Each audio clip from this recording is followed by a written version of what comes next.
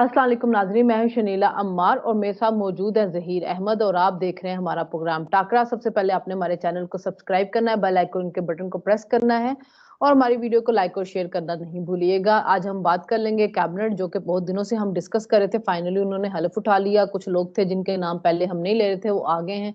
उस पे बात कर लेंगे। आज एक बड़ी घमासान की लड़ाई हुई दो लोगों के अंदर, वो कौन थे उसके बारे में बात करेंगे। और असद तुर्क का केस कहाँ पे पहुंचा, चीफ जस्टिस ने आज क्लास ली है एफआईए की, उस बारे में भी हम बात करेंगे। अस्सलाम वालेकुम ज़हीर, कैसे हैं आप? बिल्कुल ठीक ठाक। अच्छा ज़हीर, कैबिनेट ने आज हलफ ले लिया। वो जो कैबिनेट जिसके बारे में हम बड़े दिनों से बात करते वही हुआ। मोहसिन नकवी भी आ गया, औरंगजेब भी आ गया।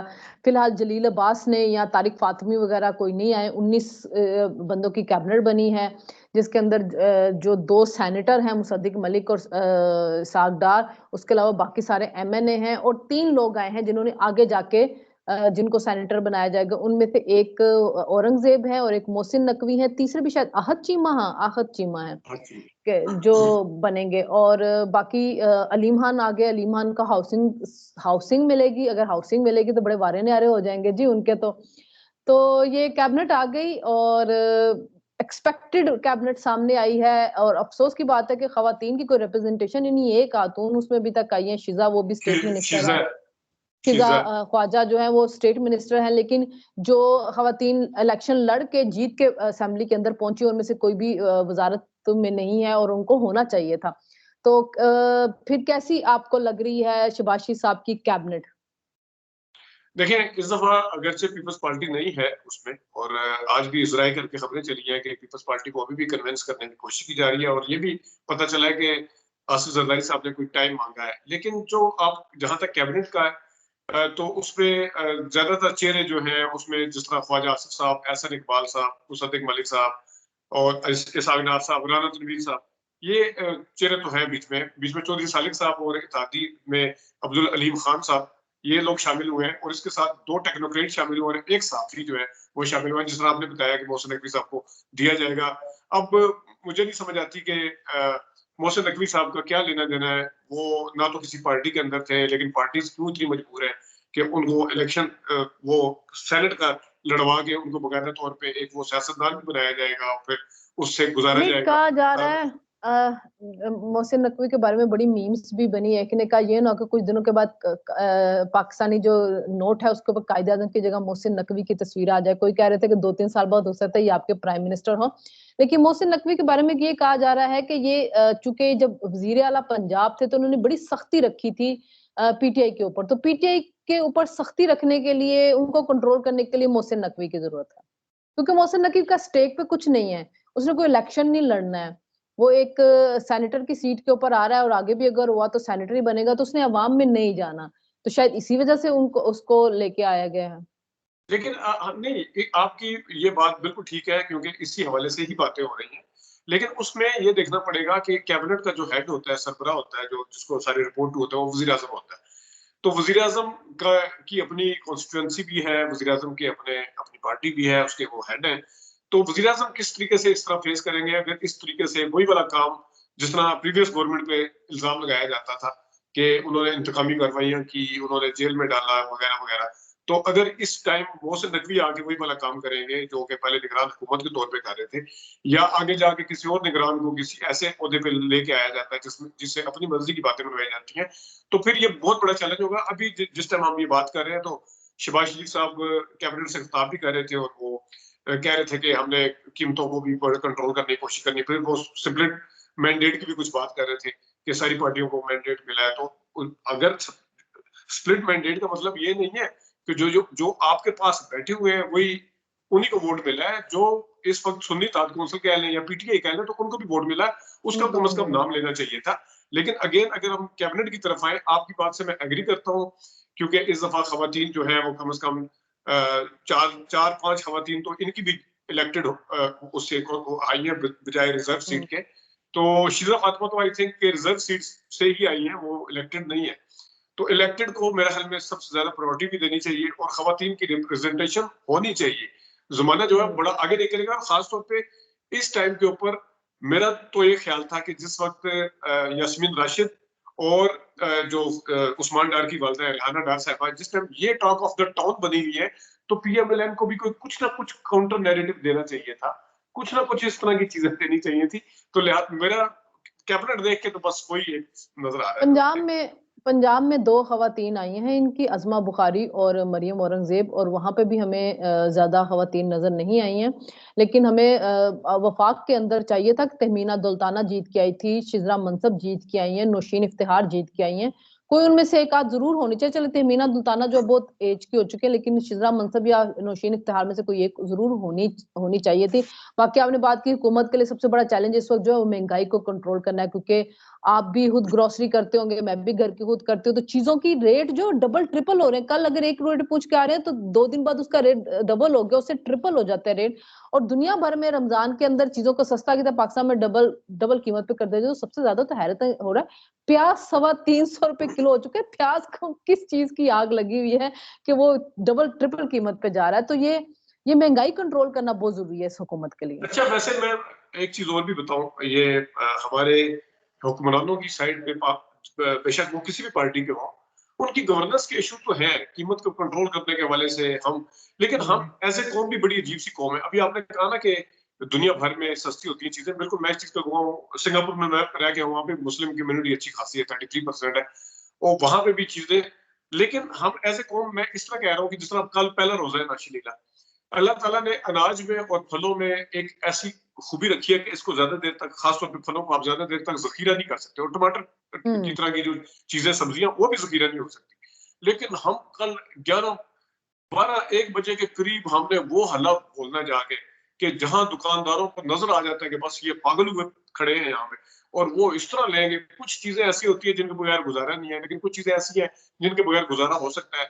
जब सारे ना लें तो ये कम से कम अपनी मर्जी की जो प्राइस लगाते हैं या अपनी मनमानियां करते हैं, ये तो मेरे ख्याल में कहीं ना कहीं रुक जाती है आगे। लेकिन हमारे ये अंदर वो चीज नहीं। जैसे कल लोगों ने चिकन ले लेके उसको जहीरा कर लिया तो उसकी प्राइस एकदम से बढ़ गई। अब कुछ दिनों के बाद नहीं लेंगे तो उसकी कीमत कम होनी शुरू हो जाएगी। अच्छा जहीर, हिबा चौधरी और जो फवाद चौधरी के जो भाई हैं, आज सुना कि जी उनमें बड़ी गर्मा गर्मी हुई है, बड़ी तल्ख कलामी हुई है। माजरा क्या हुआ है? अच्छा, मेरी उनके जराये से बात हुई है, बड़ा इंटरेस्टिंग था। एक तो फवाद चौधरी साहब के भाई की तरफ से ये है कि उनसे केसेस ज्यादातर जो है वापस ले लिए गए। अब वो एज ए ब्रदर ही वहां पे जाते हैं। तो उनके जो वकील फवाद चौधरी साहब के हैं, उनकी तरफ से जब इस फैसल ने जाके पूछा कि क्या आपको मुझसे बात करने के लिए, या वकील से पूछा कि हिबा तो नहीं रोकती, तो उन्होंने कहा नहीं नहीं, आप इस तरह की बात क्यों कर रहे हैं, इस तरह की कोई चक्कर ही नहीं है, बिल्कुल इस तरह का। तो ये बात शायद फवाद साहब के भी सामने आ गई। तो उन्होंने लिटरली अपने भाई के ऊपर सख्ती से नाराज हुए, और उन्होंने जाने का भी कहा, और उन्होंने ये भी कहा कि आप आइंदा दोबारा यहाँ नहीं आएंगे। बल्कि ये भी सुनने में आया है कि जो इनके मामू हैं उन्होंने भी बीच में आए, तो लेकिन हिबा वाली साइड पे ये तो भी की जा रही थी कि मामू जो है वो भी बीच में कुछ ना कुछ ऐसा मसला हल करेंगे जिससे थोड़ा मसला हल होने की तरफ जाए। लेकिन इस तरह का कोई नहीं हुआ। लेकिन बहरहाल ये हुआ कि फवाद चौधरी जो थे वो पहली दफा सुना है। वैसे तो ये होता था कि कोर्ट के अंदर हिबा की और देवर भाभी की आपस में चल रही होती थी, तो आज उन्होंने बकायदा इंटरवीन किया बीच में, क्योंकि वो जमानत वाले मामला जो थे वो चल रहे थे, जमानत के लिए उन्होंने अप्लाई किया हुआ है, तो उस हवाले से जो था वकला अपनी रिपोर्ट दे रहे थे। तो ये बीच में आके जबरदस्ती कुछ बताने की, कुछ वो करने की कोशिश भी कर रहे थे, और कुछ उसके हवाले से बात करने की, मुझसे बात करने से आपको कौन रोकता है। तो इसके ऊपर फिर फवाद चौधरी ने काफी रद्द भी दिया। अच्छा ज़हीर, आज असद तूर का केस जो था वो सुप्रीम कोर्ट के अंदर आ गया। चीफ जस्टिस ने उसके ऊपर बात की। उन्होंने कहा कि जी एफआईआर के अंदर आपने अदलिया का तो लिखा ही नहीं हुआ कि अदलिया के ऊपर जो के खिलाफ मुहिम चलाई गई है तो उसकी उसकी वजह से गिरफ्तार किया गया है, जबकि चल हर जगह पे यही न्यूज रही है और आप बदनाम कर रहे हैं अदलिया को। उसके से अवाम का अदलिया पे एतमाद कम हो जाएगा। असद तूर को किसने पकड़ा? फिर अटॉर्नी जनरल को कहा जाए मामला सेट करें। तो ज्यादातर सहाफियों का कहना यह है कि असद तूर जो है वो रिहा हो जाएंगे 1-2 दिन के अंदर। लेकिन बात ये भी ठीक है कि असद तूर से जुडिशरी के ऊपर बात नहीं हो रही, बात तो उनके साथ अंदर कुछ और हो रही है।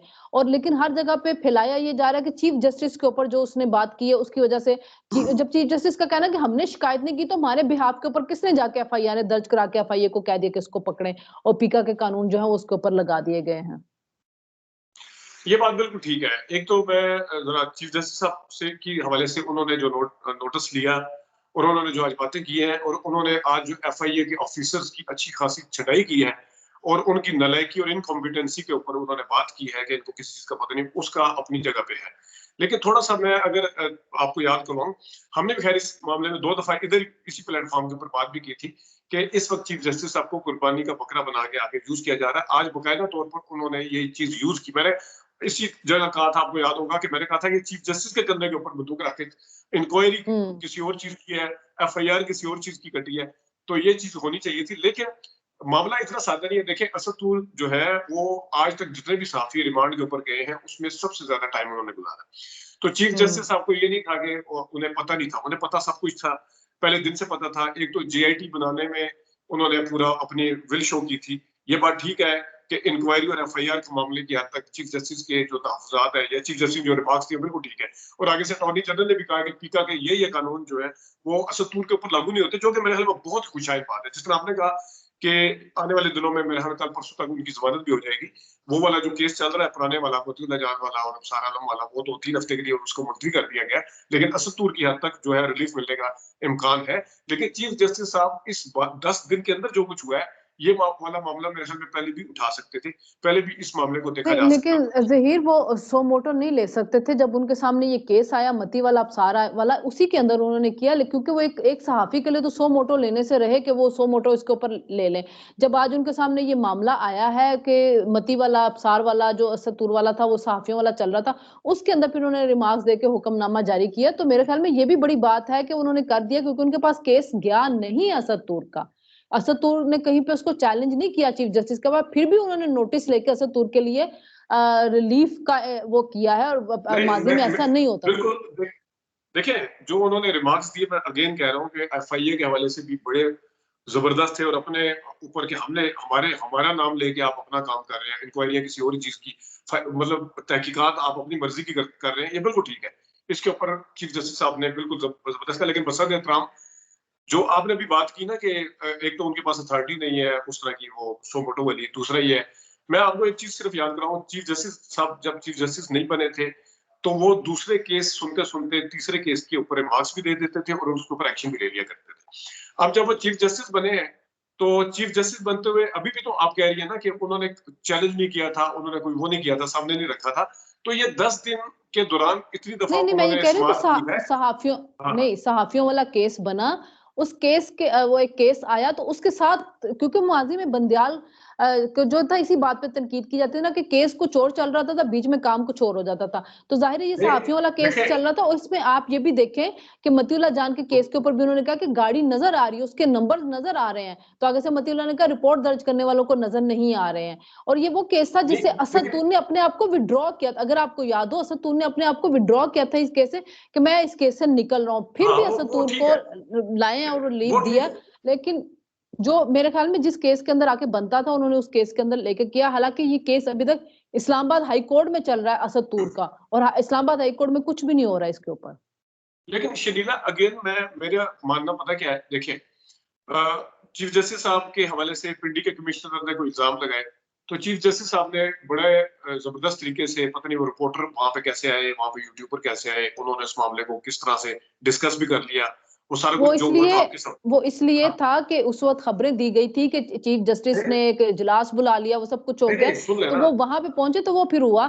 दूसरी बात है कि चीफ जस्टिस ने उस कमिश्नर को बुला के कुछ भी नहीं कहा, हालांकि उसने इल्जाम लगाया है। लेकिन कोई केस आएगा तो नोटिस कमिश्नर लिया को भी ना, उसमें करेंगे। तो इसी से बात आप की देख ना, लें कि उन्होंने नोटिस अपने ऊपर लिया, बात इल्जाम की, लगाने वाले अपनी पे भी सफाइयां दी। नोटिस नहीं लिया। और आज भी सफाइयां दी हैं उन्होंने। उन्होंने कहा जी कमिश्नर इल्जाम लगा देता है कभी उठ के, आज तक वो लगे हुए हैं और उसी दिन भी एक्शन लिया। मेरा कहने का मतलब सिर्फ ये है उनका मीडिया कि को जितनी कहना था कि आप जितनी लोगों दफा, ने इल्जामात देखिए लगाने वाले से सबूत नहीं मांगा, मेरे ऊपर इल्जाम लगा के मीडिया पे चलाना शुरू कर दी, मैं ये वही बात कह रहा हूँ, उन्होंने मैं कही। देखिए वो मैं कमिश्नर के ऊपर नहीं आ रहा कि वो सच बोल रहा था झूठ बोल रहा था। मैं सिर्फ इनकी चीफ जस्टिस साहब ने किस तरह से रद्दमल दिया था जब अपना मामला आया था। मेरा कहने का मतलब ये है कि अभी भी असदुल साहब ने अभी भी जितनी उन्हीं दफा पे इल्जाम है। असदुल अभी भी असदुल असदुल उसी साहब पे इल्जाम लगा अस, रहा है। सुन लेना, असदुल साहब जितनी दफा रिमांड के लिए आए कोर्ट के अंदर, उन्होंने बकायदा तौर पे चीफ जस्टिस साहब का नाम लिया। तो यहाँ पे उन्होंने 10 दिन जो है बिल्कुल खामोशी तारी करके रखी है। ये 10 दिन पहले भी कोई ना कोई रिमार्क्स दिए जा सकते थे, कहीं ना कहीं कोई ना हाँ, कुछ हो लेकिन सकता था लेकिन अगर रिमार्क्स की कमीशन। बात थी, लेकिन लेकिन उन्होंने फैसला एक पूरे प्रॉपर जो केस था उसके अंदर उसको जारी किया, जो कि लीगल तरीका वो बनता भी, फिर भी वो असद तूर को रिलीफ दे रहे हैं, जबकि जिन जिन अदालतों में असद तूर ने चैलेंज किया वहां से अभी तक उनको कोई रिलीफ नहीं मिल रहा। तो ये अच्छी बात ये है कि असद तूर एक दो असद तूर साहब को रिलीफ भी दे रहे हैं, बिल्कुल ठीक है, जो उनका बनता है और बनता भी है, लेकिन असद तूर से ज्यादा वो अपने आप को क्लियर कर रहे हैं। शलीला, इस चीज को मत भूलें। वो उन्होंने आज बार बार 3 दफा ये कहा है कि मुझे हमारे कंधे यूज किए जा रहे हैं, अपने वो किए जा रहे हैं। तो ये चीज तो उन्हें पहले भी पता थी ना। ये भी अच्छी लेकिन देखिए ये भी अच्छी बात है कि वो ये बात कर रहे हैं, ठीक है। हालांकि असद ने उनके खिलाफ किया है सारा कुछ, उसके बावजूद भी चलें कर रहे हैं। तो अब हम देखते हैं 1-2 दिनों के अंदर असद तूर के बारे में क्या रिजल्ट आता है, क्या जेल से निकलते हैं तो क्या क्या कौन सा असद तूर सामने आता है, वो फिर क्या बात करते हैं, क्या हकाइक सामने लाते हैं। इमरान रियाज तो बेल पे आ चुके हैं ना, उनकी जमानत हो चुकी है, वो घर आ चुके हैं मेरे ख्याल में।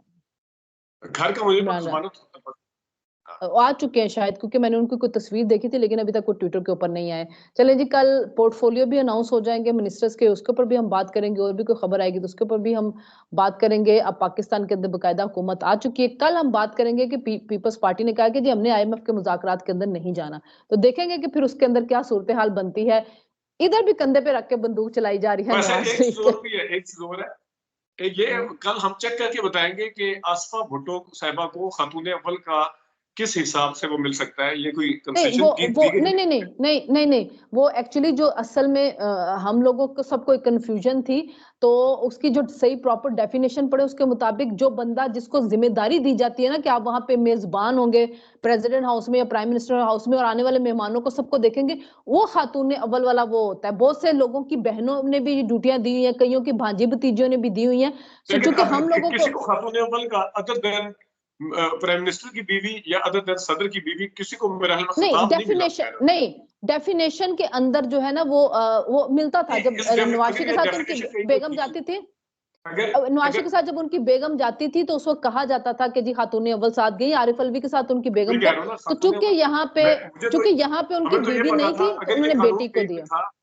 उसके ऊपर अगर ये कहीं पे कानून नहीं है, कानून नहीं है ज़हीर, ये एक डेफिनेशन है खातून अव्वल की क्या होती है। तो उसमें उन्होंने मैंने पढ़ी थी, हिस्ट्री भी पढ़ी है मैंने जाके, कि बहुत से लोगों ने बरतानिया के अंदर अपनी मतलब बहनों को भी दिया था। अमेरिका के अंदर जो होता है ना वो सदर की बीवी ही होती है, लेकिन और बहुत से मुल्कों में बहुत दूसरी मिसालें भी राइज है, किसी ने भांजी भतीजी को भी दिया। आसफा बेसिकली वहां पे आने वाले तो मेहमानों को लुक आफ्टर कैटर जो करेगी वो आसफा भुट्टो। मेरा सवाल ये है, आसिफ ज़रदारी साहब जो 2008 से 13 तक रहे हैं, बख्तावर भी छोटी थी और आसफा भी छोटी थी, नो डाउट, तो उनकी जो बहनें थी उनको क्यों इस तरह का वो दर्जा नहीं मिला था?